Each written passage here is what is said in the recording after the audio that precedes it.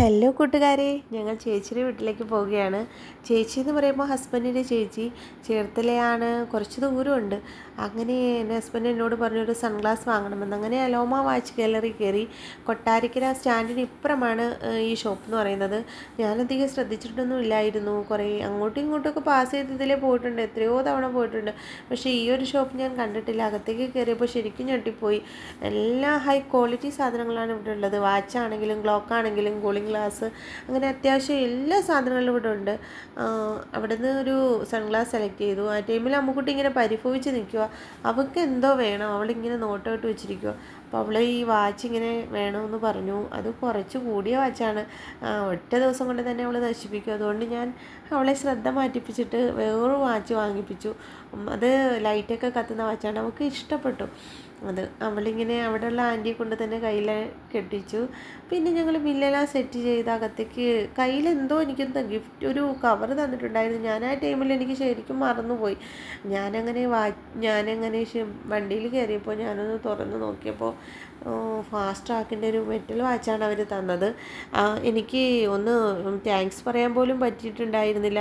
ഞാനത് ശ്രദ്ധിച്ചില്ലായിരുന്നു. പിന്നെ അടൂർ ട്രെൻഡ്സിൽ പോയി. ട്രെൻഡ്സിലെന്ന് പറഞ്ഞാൽ 1-2 ടീഷർട്ട് വാങ്ങണമെന്നും കരുതി പോയതാണ്. അവിടെ ചെന്നപ്പോൾ ബർമുടയും 2 ടീഷർട്ടും ഹസ്ബൻഡ് ഇങ്ങനെ സെലക്ട് ചെയ്തു. നല്ല ടീഷർട്ടായിരുന്നു അവിടെ.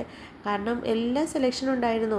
ഏത് ഐറ്റംസ് ആണെങ്കിലും ഏറ്റവും ലോവസ്റ്റും ഹയസ്റ്റ് റേറ്റും ഏത് ഐറ്റംസിലുള്ള സാധനങ്ങളും ഇവിടെ എല്ലാ സെലക്ഷനും ഉണ്ടായിരുന്നു. അവിടെയുള്ള 2 സ്റ്റാഫും ഞങ്ങളോട് കൂടെ നിന്ന് ഏത് വേണമെന്നുള്ള രീതിയിൽ അവരുടെ ഹെൽപ്പിംഗ് മെൻറ്റാലിറ്റിയും അവർ ഞങ്ങളെ സഹായിച്ചു ഓരോ ഐറ്റംസ് ഞങ്ങൾക്ക് എടുത്ത് തരാനും.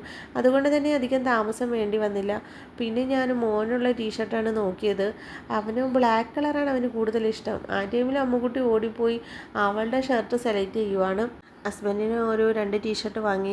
അതിലൊന്ന് പ്യുവർ വൈറ്റ് ആയിരുന്നു. അത് എനിക്കും ഇഷ്ടപ്പെട്ടു, ശരിക്കും ഇഷ്ടപ്പെട്ടു. പിന്നെ ഒരു ബ്ലൂ കളറും നല്ലതായിരുന്നു, പ്യുവർ വൈറ്റ് എന്ന് പറയുന്നത്. ആ സമയത്ത് അമ്മുക്കുട്ടി ഓടിപ്പോയി അവളും അതുപോലൊരു വൈറ്റിൽ ഗ്രീൻ കളർന്ന ഒരു ഷർട്ടും പാൻറ്റും എടുത്തുകൊണ്ട് വന്നു. ശരിക്കും അവൾ ഭയങ്കര ആയിട്ടും ഏത് കടയിൽ പോയാലും അവളുടെ ഏജിനനുസരിച്ചുള്ള ഡ്രസ്സ് സെലക്ട് ചെയ്യുന്ന അവൾ തന്നെയാണ്. പിന്നെ ഞാൻ മോനുള്ളൊരു ടീഷർട്ട് വാങ്ങി. അവന് കളറ് ഏറ്റവും കൂടുതൽ ഇഷ്ടപ്പെട്ട കളർ എന്ന് പറയുന്നത് ബ്ലാക്കാണ്. അതിൻ്റെ ഫ്രണ്ട് പൊസിഷനും ബാക്കിലും നല്ല ഡിസൈനായിട്ട് എനിക്ക് തോന്നി. പിന്നെ അവളുടെ ബില്ല് സെലക്ട് ചെയ്യാൻ വേണ്ടി അമ്മുക്കുട്ടിയുടെ ഡ്രസ്സ് കയ്യിൽ തന്നെ വെച്ചിട്ടുണ്ടായിരുന്നു. പിന്നെ താഴെ പോയി പെട്ടെന്ന് ബില്ലെല്ലാം സെറ്റ് ചെയ്തു. ഞങ്ങളിങ്ങനെ വണ്ടിയിലേക്ക് കയറി. പിന്നെയും കുറേ ദൂരമുണ്ട്, പിന്നെയും 1 മണിക്കൂറുണ്ട്. ആ ടൈമിൽ വിശക്കുന്നു, അമ്മുക്കുട്ടി ഇങ്ങനെ കരയുക. ആ ടൈമിൽ ഞങ്ങളൊരു ഹോട്ടലിൽ കയറി. കാളാഞ്ചി റെസ്റ്റോറൻറ്റ് എന്നാണ് അതിൻ്റെ പേര്. ഫിഷിൻ്റെ തന്നെ ഒരുപാട് ഐറ്റംസ് ഉള്ള ഒരു കടയായിരുന്നു ഇത്. ബൈപ്പാസിൻ്റെ ആ ഏരിയയിലായിരുന്നതുകൊണ്ട് ആദ്യം ശ്രദ്ധിച്ചിട്ടില്ല. പക്ഷെ അകത്തേക്ക് കയറിയപ്പോഴാണ് നല്ല വൃത്തിയും കാര്യങ്ങളും ഒക്കെ ഉണ്ടായിട്ട് തോന്നി. ഇലയിൽ സദ്യ പോലെ ആദ്യം വിളമ്പെങ്കിലും കൂന്തൽ ഫ്രൈയും ഇതും കരിമീൻ പൊള്ളിച്ചതുണ്ടായിരുന്നു. കരിമീൻ പൊള്ളിച്ചത് അടിപൊളി ടേസ്റ്റ് ആയിരുന്നു. എന്ത് സൂപ്പറായിരുന്നു അതിൻ്റെ ടേസ്റ്റ്. നല്ല രീതിയിൽ ഇങ്ങനെ നിൽക്കുമായിരുന്നു. പിന്നെ ഞങ്ങൾ ചേച്ചിയുടെ വീട്ടിലേക്ക് ഒരു 1/2 മണിക്കൂർ കഴിഞ്ഞപ്പോൾ എത്തി. പിള്ളേരെല്ലാം ഞങ്ങളെ വെയിറ്റ് ചെയ്ത് നിൽക്കുമായിരുന്നു. Thank you.